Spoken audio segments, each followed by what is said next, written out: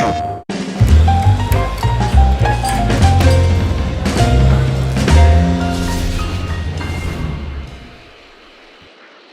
everyone. Welcome to a new episode of PlayStation Underground. I'm your host, Brett, and I'm joined by Marco Rizzo, Marketing Manager for Dragon Ball Z Kakarot.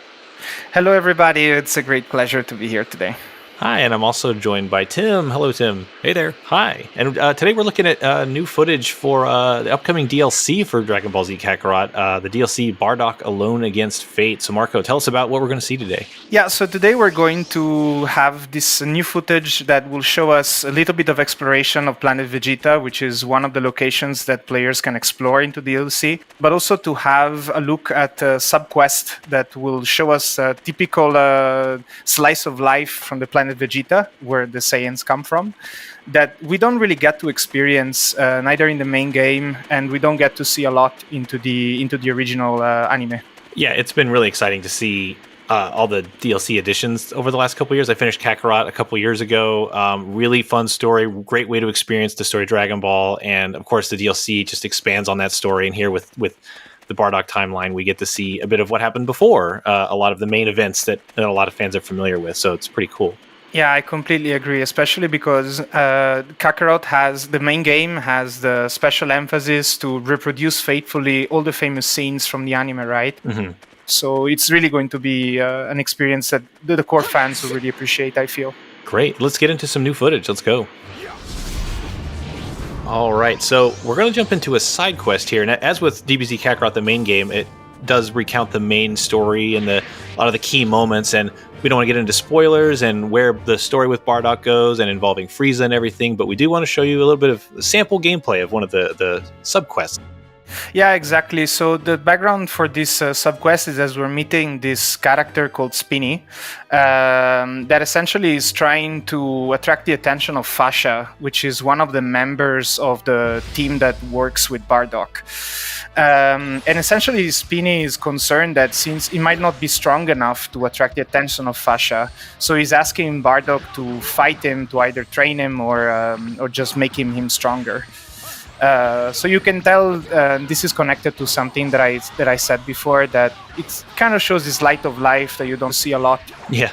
And this is interesting to me because I would say if my DBZ knowledge was like subscribed to power level, it's probably more like negative 9,000. But this kind of like insight is cool to see the world. Yeah, indeed. I think that, like I said before, some parts of the DLC reproduce the story as it's originally written in the anime, right? And some other, like these ones, have been specifically created for the game to just give this sense of better immersion for the player, where you can decide to go through the main quest as if to relive the TV special, but also to just experience this kind of side episodes that you would not otherwise experience.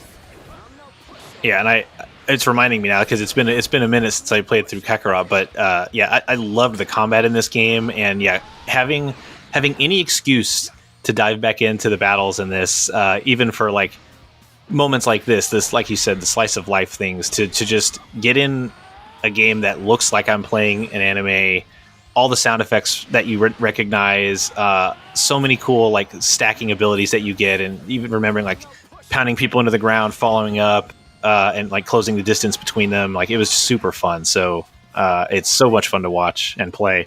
Yeah, I completely agree. And you can also get to do these very typical attacks that we see right now, where it's the consecutive energy blaster, like one of the signature things, or the signature attack that happens in Dragon Ball. And the game really allows you to do them in a very, let's say, intuitive way. And I really agree with everything, like all the sound effects. It really makes you feel like you are inside the anime and you're super faithful to what's going on. So if I'm reading this correctly, is Spinny going to ask Bardock to just get another fight and push him even harder? Yeah, that's correct. In true Saiyan spirit, with the idea to get stronger with that. So Spinny has a clear objective here.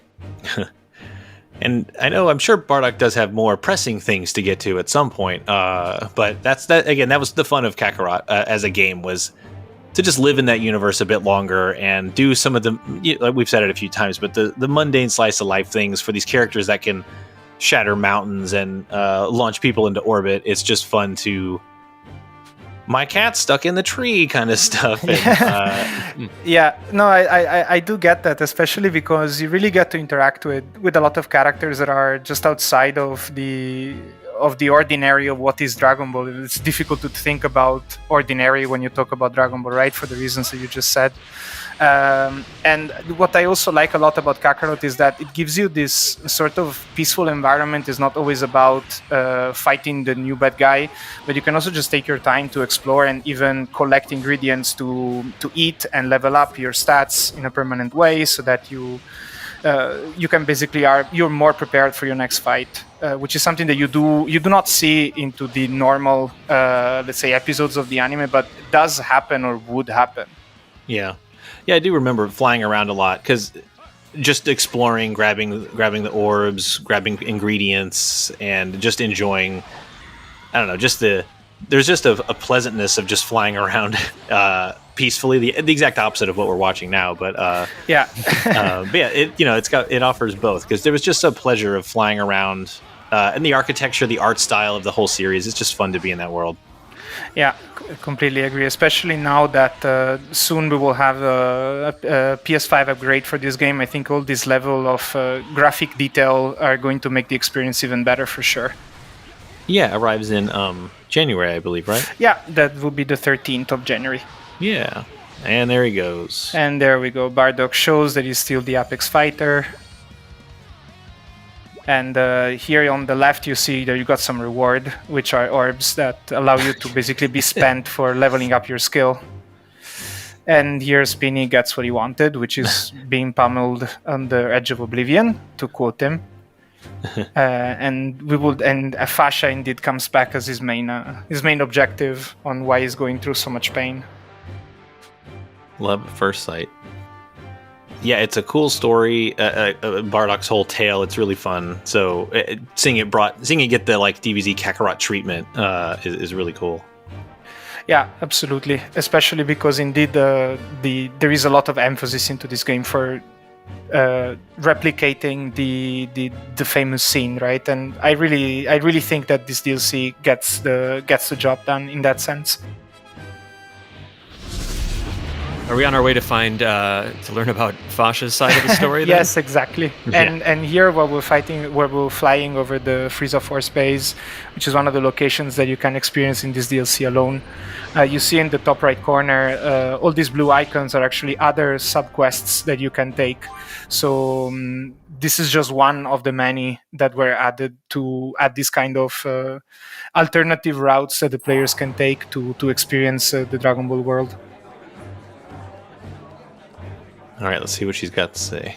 Yeah, we will soon know. And the dear Bardock is just going to tell us how was the experience of the from his side of the situation. So I beat this guy up. Seems cool. Yeah. Yeah. Yeah, it is rare to see so many Saiyans just sitting around chatting. Yeah, just indeed. No, I really like this angle, because even though if you think that the very, very first villain of the main game, so not the DLCs, is the brother of Goku, which is another Saiyan, right? People get very scared and very, how do you say, they're really astonished by the fact that there is another Saiyan like Goku, and afterwards there's Vegeta and Nappa, right? So other two Saiyans, just to reinforce that. And here, no, you're just walking among them, and it's perfectly normal. And this is also one of the beauties of the fact that this is getting brought to a DLC and a video game. So we talked about the PS5 update coming in January. When is Bardock Alone Against Fate DLC dropping? At the same time. Same time? Yeah. Cool, coming to PS4 and PS5. Correct. With the free upgrade from PS4 to PS5 if you already own the game. Right, for the main Kakarot game. That's correct, yes. And now here you get indeed a glance of the kind of rewards that this kind of subquest they give you. Yeah. Which is experience and little gifts that you can spend in a dedicated board that will give us bonus once a certain combinations is achieved.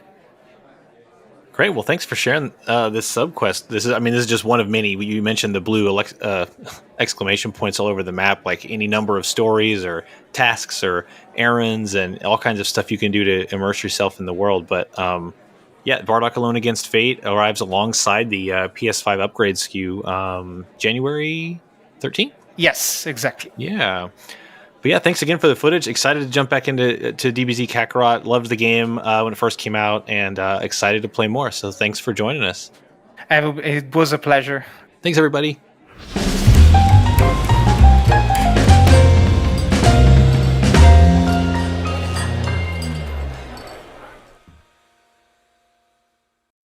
PlayStation